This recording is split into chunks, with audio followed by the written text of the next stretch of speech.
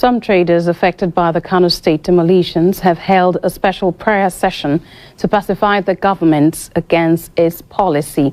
They converged on the demolished site situated at the popular textile market for their 2 rakat prayers, saying that seeking divine intervention is one of the measures they believe can console them.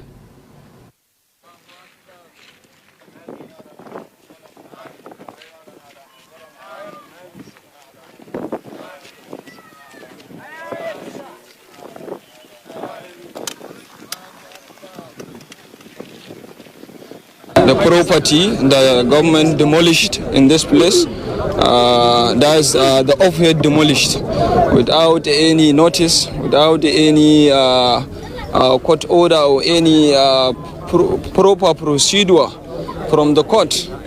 We have taken very major issues,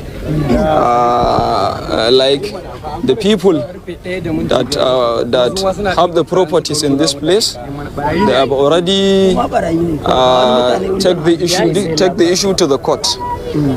Take the issue to the court, and we are waiting for the any details from the court. Inshallah, because Allah will solve any problem that a servant have, and we have this prayer from the bottom of our heart. We lose many properties, and the property is worth billions of naira, not a million, billions of naira. Not less than 3,000 shops and 1,500 containers were demolished at the site.